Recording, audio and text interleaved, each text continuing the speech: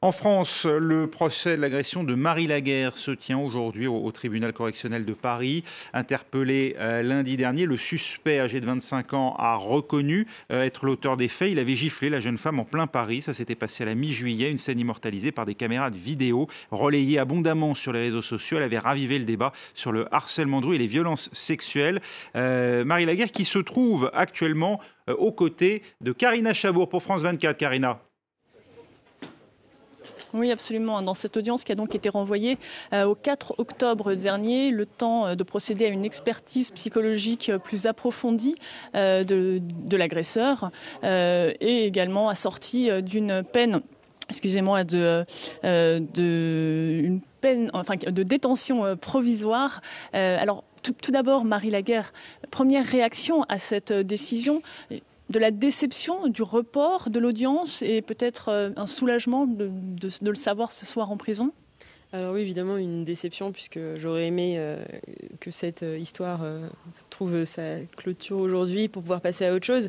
Et évidemment, soulagé qu'il reste en prison, hein, puisque quand même, avec cette médiatisation, mon nom et mon visage sont partout. Et en plus, je pense qu'il sait à peu près où j'habite. Donc oui, heureusement qu'il dort en prison ce soir. Alors, sur la personnalité donc, de Firas Magnès, c'est son nom. C'était la première fois que vous le revoyez depuis votre agression. Qu'est-ce que vous en retenez?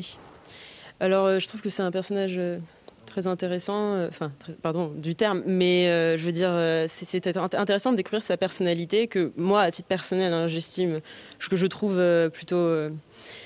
il nous a présenté une personne assez immature, avec un problème avec l'autorité, un ego surdimensionné, je dirais. Et puis, par exemple, il a regardé mon avocate en lui disant « Pourquoi tu rigoles ?» Il y a eu, je pense que c'est quelqu'un de très... qui a un problème avec l'autorité, oui. Son avocate lui a dit ça n'est pas seulement une brute, il a eu une enfance difficile. Est-ce que vous entendez cette partie également de son histoire? Oui, bien sûr. Donc, il a grandi sans père. C'est terrible. Hein. Ça montre encore une fois qu'avoir un enfant, ça se fait à deux. Hein. J'en profite pour le rappeler.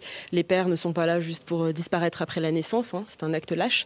Évidemment, c'est triste. Mais bon, est-ce que ça excuse je veux dire, ça explique peut-être, mais aujourd'hui, ça ne veut pas dire qu'il ne doit pas être condamné pour la violence moi que j'ai subie. Et puis bon, derrière, il y a quand même 8 condamnations, notamment pour proxénétisme. Hein. Il faut rappeler aussi qu'il a frappé sa mère et d'autres femmes. On a quand même quelqu'un dangereux et qui a clairement un problème avec les femmes. Il vous a présenté ses excuses également et il a donné sa version de l'agression, disant que tout avait commencé par un compliment. Il vous aurait complimenté. Donc déjà, moi, ses excuses, j'y crois à moitié. Enfin, en fait, non, j'y crois pas.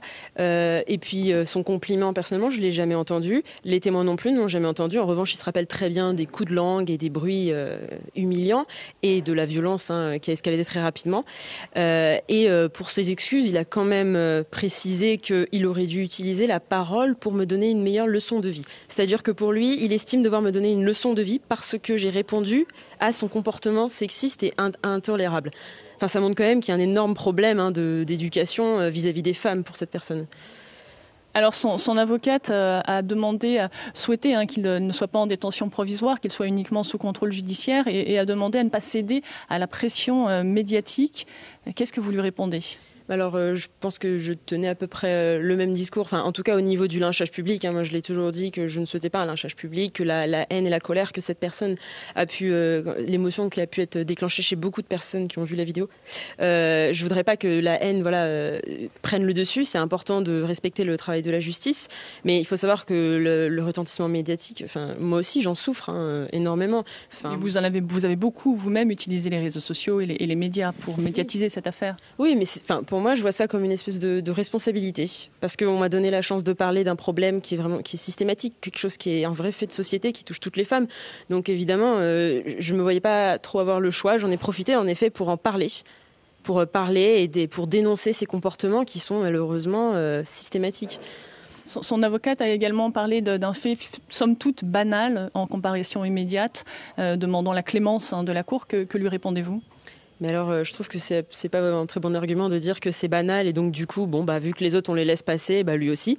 Ben non, en fait, c'est pas comme ça que ça marche. Si c'est banal, mais que derrière, c'est quand même intolérable. Enfin, faut à un moment, il faut se dire aujourd'hui, on arrête d'accepter ça. Et peut-être que ça va commencer aujourd'hui avec cette condamnation, je l'espère. Et j'espère que tous les prochains harceleurs, agresseurs seront également condamnés. Enfin, on peut pas continuer à dire il y a pire, bon, ben on ferme les yeux. Non, non.